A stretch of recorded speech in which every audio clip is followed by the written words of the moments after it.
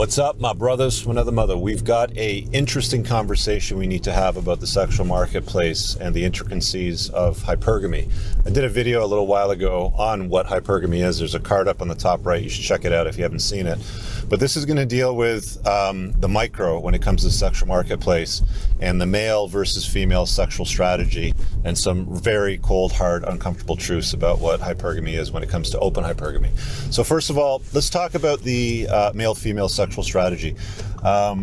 Pretty straightforward. It's widely accepted that this is what it is. It's not disputed. The male sexual strategy is unlimited access to unlimited women, and the female sexual strategy is hypergamy, more specifically open hypergamy.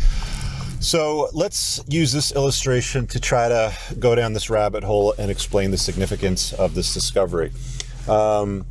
This is through my own observations, personally, and through all the guys that I've coached. So we'll put it in perspective this way. You guys are probably familiar with the game of soccer. It's obviously the most popular game on the planet. So we've got a soccer pitch and one goal at one end and another goal at the other. Let's say that the soccer pitch is a sexual marketplace, actively being on it. One goal is the male sexual strategy, which is unlimited access to unlimited women, and the female sexual strategy on the other side, their goal post is open hypergamy.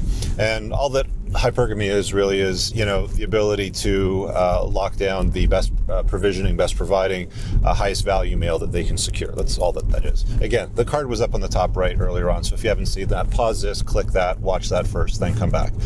So we're going to get down to the nitty-gritty and some uncomfortable truths. Now, when you get into a relationship, marriage, LTR, live-in, whatever, you're dating on a long-term basis, and you have the talk.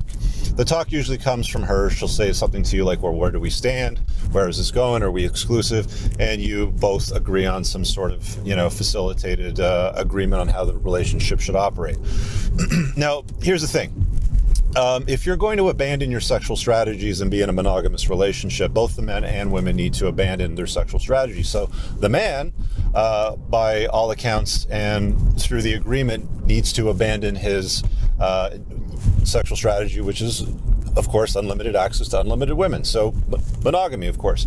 The female sexual strategy, she would need to abandon open hypergamy. Now, here's the difference.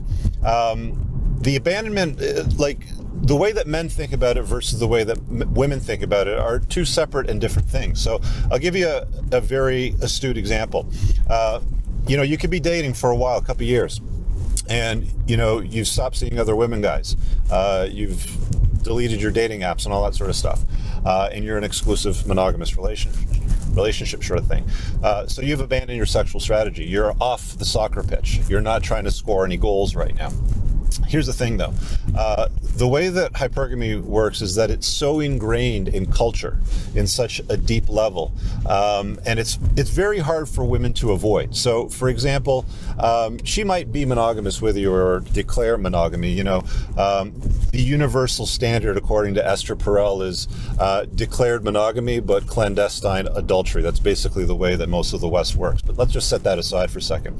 If she's on social media, fellas, and she's making consistent, regular posts. She's not selling a product or a service using social media to promote a business, for example. So the business, or more specifically, what she's promoting is herself. So if you see daily, multiple times a day posts by her soliciting the attention of other people, more specifically, if it's photographs, sexy photographs, selfies, that's a very bad sign. But even if it's not, if there's regular posts looking for engagement, hey, what do you think of this? DM me your feedback on this. Here's a survey, click this and respond. Send me your feedback. She's basically got what my friend George calls a box of dicks. Her phone is essentially soliciting the attention of other men. So it's not always, Steve from accounting or Kevin from sales that might be, allowing her to facilitate open hypergamy. The very nature of regular posts on social media, which pretty much all women use these days, soliciting attention from the outside world, gives them an opportunity to turn on the radar and scan the horizon for what? A better provisioning male. Because what ends up happening is there's so many thirsty betas out there.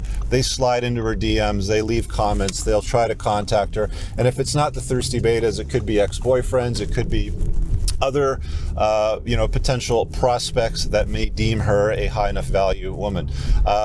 So again, if she's an attractive woman and she's making regular posts on social media, the thing that you have to understand about female nature is they're not going to take ownership for it. Their solipsism doesn't allow them to.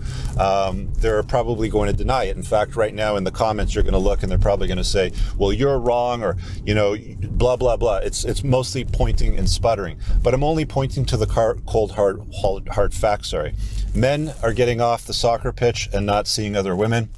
Women, however, if they're still making regular posts on social media, soliciting attention, whether it's selfies or looking for feedback, DM me this, take this poll, they are trying to optimize their hypergamous nature, and I don't believe it's intentional. I don't think it's something that they're trying to do intentionally, but it's inadvertent simply because of what female nature is.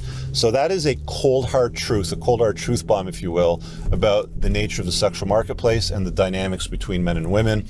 When we're told to abandon our sexual strategy and not see other women, men, you need to expect her to do the same. Their sexual strategy is open hypergamy, and if they're constantly seeking the attention and validation from other people, guess what? She's still on the soccer pitch playing the game. You should be on it too. There you have it, fellas. Leave a comment below. I know this is going to be a controversial video. Some of you guys are going to hate it. Some of you are going to love it. Share it with somebody that needs to see it. I think it's a profound thing to consider for both men and women. Let me know what you think. We'll see you guys in the next video. All right, guys, I really hope that you enjoyed that clip. If you want to check out the full-length podcast episode, you can find that right over here. Also, make sure you visit my website over here where you'll find my supplements, the opportunity to book me privately one-on-one for coaching, and most importantly, my new School of Unplugging, which you'll find on the Courses tab. Newer to the channel, hit subscribe.